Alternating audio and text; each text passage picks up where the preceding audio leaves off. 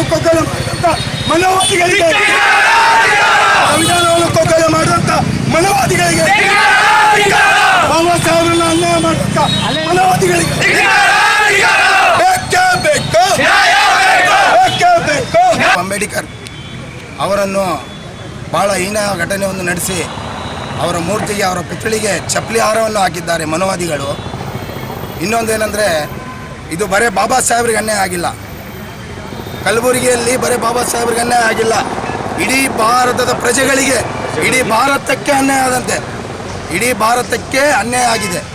ಯಾಕಂದರೆ ಇಡೀ ಭೀಮವಾದಿಗಳಿಗೆ ನೋವು ಉಂಟಾಗಿದೆ, ಮನೋವಾದಿಗಳಿಗಲ್ಲ, ಇಡೀ ಭೀಮವಾದಿಗಳಿಗೆ ನೋವು ಉಂಟಾಗಿದೆ. ಇನ್ನೊಂದೇನೆಂದರೆ, ಇಂಥ ಹೀನಾಕಾರ ಘಟನೆಗಳು ಬಾಬಾ ಸಾಹೇಬರ ಮೇಲೆ ನಡೀತಾನೇ ಇವೆ, ಹಲವಾರು ವರ್ಷಗಳಿಂದ ನಡೀತಾ ಇವೆ.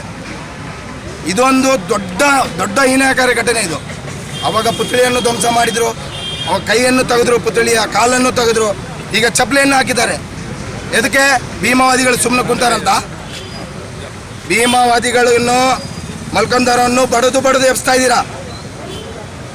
ಭೀಮ್ ಆರ್ಮಿ ಇಡೀ ಕರ್ನಾಟಕದಂತ ಎಚ್ಚೆತ್ತುಕೊಂಡ್ರೆ ಯಾವ ಮನೋವಾದಿನೂ ಉಳಿಯಲ್ಲ, ಯಾವ ಮನೋವಾದಿ ಉಳಿಯಲ್ಲ ಅಂತೇಳಿ ಈ ಭೀಮ್ ಆರ್ಮಿ ಅಂತ ಕೊಡ್ತಾ ಇರೋ ಒಂದು ವಾರ್ನವರಿಗೆ, ಮನೋವಾದಿಗಳಿಗೆ, ಪ್ರತಿಯೊಂದು ಪೂರ್ವಜರು ನಮ್ಮ ಅಭಿಮಾನ, ಪ್ರತಿಯೊಂದು ಪೂರ್ವಜರಿಗೂ ನ್ಯಾಯ, ಅವರಿಗೆ ಸನ್ಮಾನ ಕೊಡ್ತಕ್ಕಂಥ ಕೆಲಸ ಮನೋವಾದಿಗಳು ಮಾಡಬೇಕು, ಭೀಮವಾದಿಗಳು ಮಾಡ್ತೀವಿ.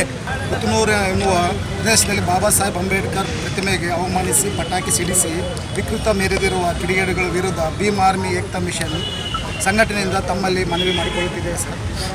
ಕಿಡಿಗೇಡಿಗಳನ್ನು ಕರ್ನಾಟಕದಿಂದ ಗಡೀಪಾರು ಮಾಡಬೇಕು ಮತ್ತು ಕಠಿಣ ಶಿಕ್ಷೆಯನ್ನು ನೀಡಬೇಕೆಂದು ತಮ್ಮಲ್ಲಿ ಮತ್ತು ಮುಖಾಂತರ ಕರ್ನಾಟಕ ರಾಜ್ಯ ಸರ್ಕಾರಕ್ಕೆ ಮನವಿ ಮಾಡುತ್ತಿದೆ ಸರ್.